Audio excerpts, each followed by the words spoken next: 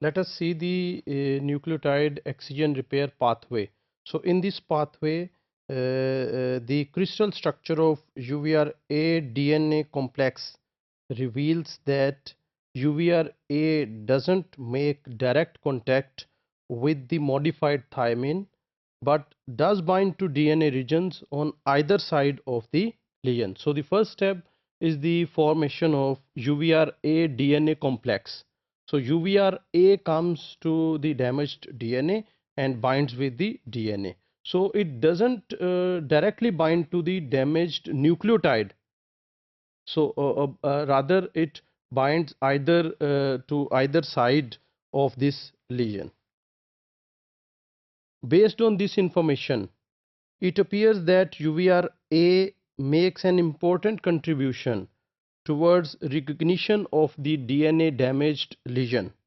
This UVRA DNA complex is formed in vitro in the absence of UVRB. The recognition process appears to be more complicated in vivo, where UVRA is a part of UVRA2 UVRB complex. So this UVRA DNA damage complex was formed in vitro, that is outside the cell in the lab. But if we see the formation of this complex in vivo inside the cell, so it is more complicated, and UVRA is a part of UVRA2 UVRB complex. UVRB, this is another protein. It plays a central role in nucleotide excision repair by interacting with both the UVRA and UVRC, although it doesn't interact at the same time with UVRA and UVRC. It interacts with these two proteins at different times. UVRB has at least two catalytic sites that are essential for its function.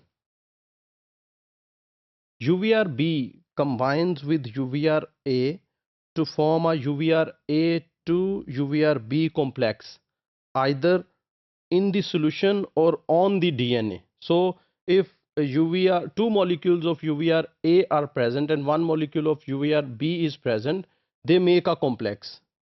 And the presence of DNA is not compulsory. This complex can be formed either in the solution or on the DNA molecule if DNA molecule is present.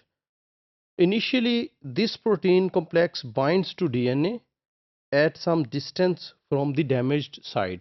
So after the formation of this UVRA2 UVRB complex, then the next step is that this complex binds to the DNA. So again, it binds to some other place other than the damaged site. It is slightly away from the damaged site. Once UVRA2 UVRB DNA complex is formed, that is, in this complex, three types of substances, that UVRA, two molecules of UVRA, then UVRB, and then DNA. So this is UVRA2 UVRB DNA complex.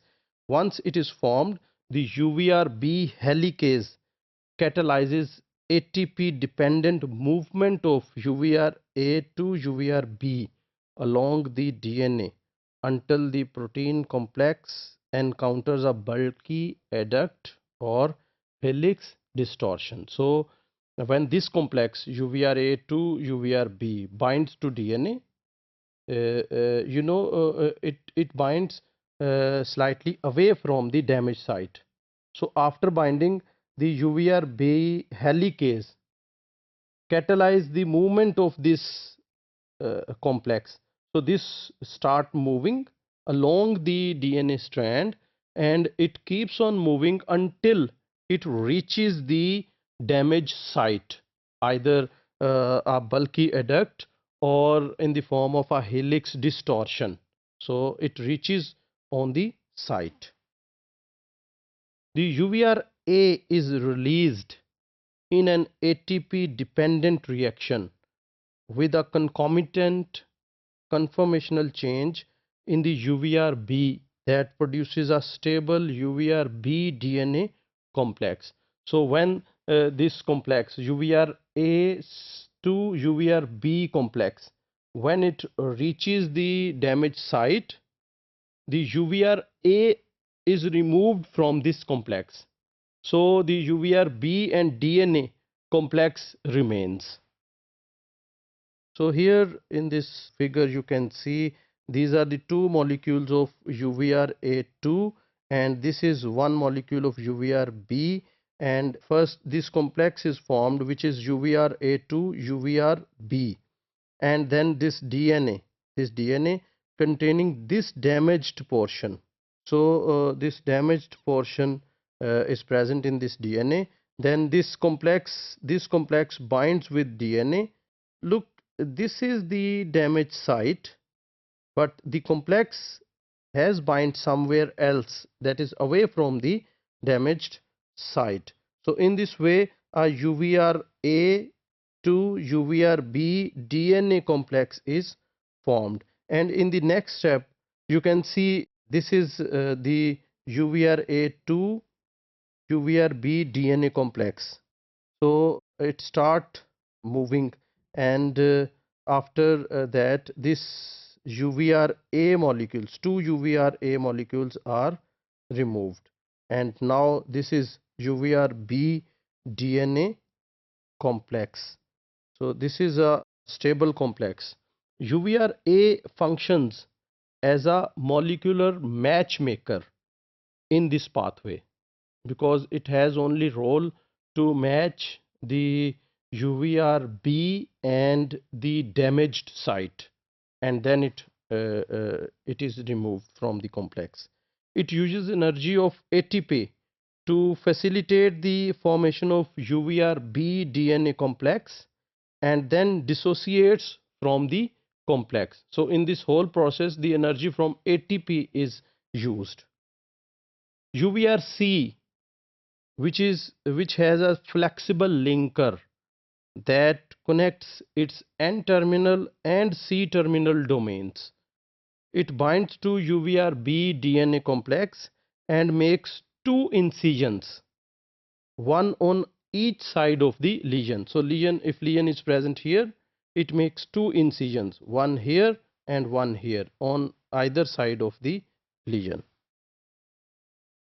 The first incision of the damaged strand is 4 nucleotides towards the 3' end from the lesion, and the second is 7 nucleotide towards the 5' end from the lesion. So you can see if this is the strand and this is the damaged site.